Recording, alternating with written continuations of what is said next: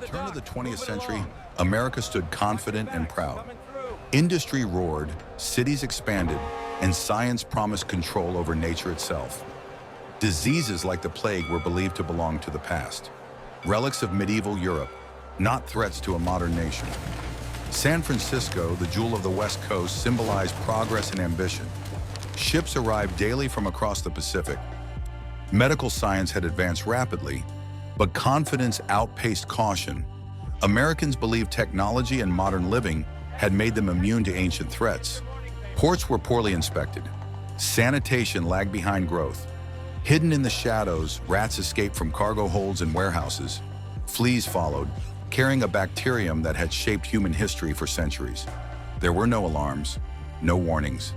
The plague entered San Francisco quietly, unnoticed by a nation convinced it was untouchable. San Francisco's Chinatown was vibrant and essential, but deliberately neglected. Racist laws confined Chinese residents to overcrowded blocks. Sanitation was poor, infrastructure ignored. Officials labeled the neighborhood dangerous while refusing to improve conditions. When disease arrived, Chinatown was not protected, it was targeted. In March 1900, a Chinese laborer was found dead in a basement. His symptoms were unmistakable: swollen glands, fever, blackened skin. To trained eyes, the truth was immediate. Bubonic plague had arrived in America. Federal scientists confirmed what leaders feared most. This was no rumor, no exaggeration, it was plague. And now the question was no longer how to stop it, but whether the truth would be allowed to exist at all. The idea of plague threatened trade, reputation, and profit. City leaders panicked, not over lives, but losses. They chose denial. Newspapers dismissed doctors. Officials accused scientists of sabotage. The truth was, declared the real enemy. Dr. Joseph Kinyoun spoke the truth and paid the price. Ridiculed, isolated, and removed, his warnings were buried. Science was sacrificed to protect image and commerce. Denial did not stop the disease. It only allowed it to spread. Beneath the surface, plague tightened its grip. Rather than protect the entire city, officials chose a simpler solution: containment by race. Chinatown was sealed, guarded, and isolated, while the rest of San Francisco moved freely. The plague was treated not as a public health crisis, but as a foreign problem. This decision would prove fatal, not only for those trapped inside, but for the entire city. Medical inspections turned into acts of humiliation. Homes were invaded, belongings destroyed, people treated as carriers rather than citizens. Fear replaced trust, and cooperation collapsed. The city believed force could replace science, but disease does not respect authority. Chinatown fought back, not with violence, but with law.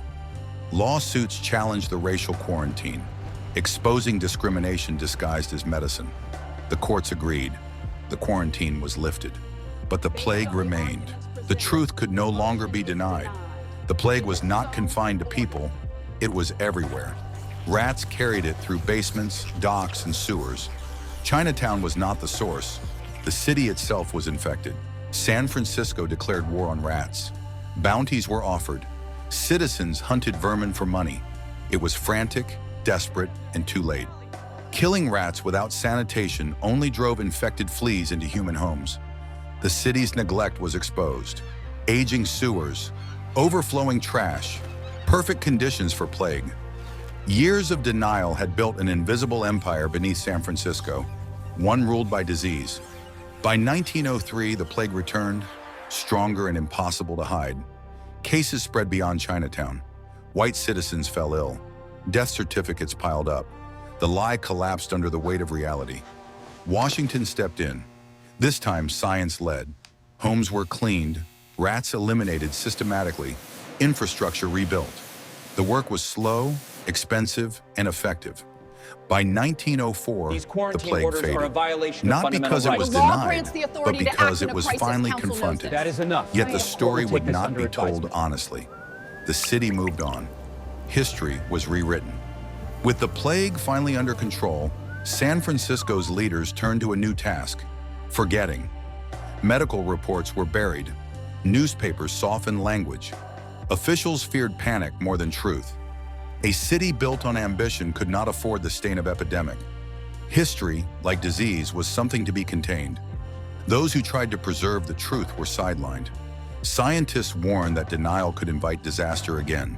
Their voices faded into archives, while politicians promised stability. The plague was gone, but the lesson was erased. For Chinatown, forgetting was impossible. Families mourned in silence. Graves went unmarked. Their suffering never entered textbooks. The city moved forward, but the wounds remained, hidden beneath progress. San Francisco was America's gateway to the Pacific. Trade meant survival.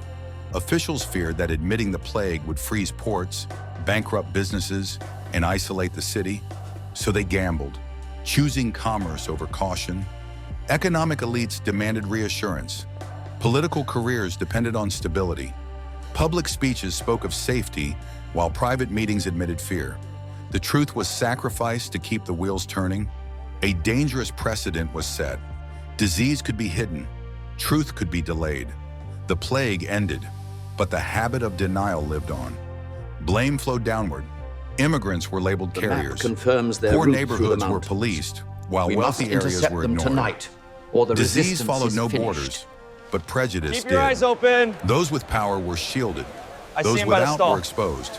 Public health became selective, guided by influence rather than need. The plague revealed not just biological weakness, but moral failure. The fallout lasted decades. Immigration laws tightened, communities fractured. San Francisco thrived, but not everyone was allowed to share in its success. After the plague ended, experts warned that denial had nearly destroyed the city. They urged reforms, better sanitation, transparent reporting, equal treatment. Their words were recorded, archived, and forgotten. Growth returned faster than wisdom. America believed the danger had passed forever. Public health remained weak, subordinate to politics and profit. The plague was framed as an anomaly, not a warning. The systems meant to protect life stayed fragile, waiting for the next test. America chose optimism over preparation. The plague became a footnote, but history does not forget. It waits. Decades later, the same patterns emerge. Downplaying threats, delaying action, protecting markets. The ghosts of San Francisco walked again, this time on a national scale. Information spread faster, but clarity did not. Just as before, confusion filled the gaps left by leadership. Truth became negotiable. Fear became contagious. Delay costs lives. It always has. San Francisco proved it more than a century ago. The lesson was written in graves, but rarely read. When COVID arrived, America repeated its oldest mistake: hesitation. Leaders feared panic, markets, elections. The language changed. The logic didn't. Just like 1900, the burden fell unevenly. The vulnerable paid first. The powerful waited safely. Disease does not discriminate, but systems do. The forgotten plague of San Francisco was never really forgotten. It was ignored. And when the next crisis came, it returned, wearing a new name. Silence is rarely accidental. It is often a calculated choice. During the San Francisco plague, officials believed that controlling information meant controlling outcomes. Panic, they feared, would destroy the city faster than disease. But silence does not stop infection. It only delays response. By choosing control over transparency, leaders sacrifice time, the most valuable resource during an outbreak. Every delayed warning widened the spread. Every softened headline added another name to the death count. San Francisco was not unique. It was a prototype. Again and again, governments would choose silence, believing they could manage nature through messaging.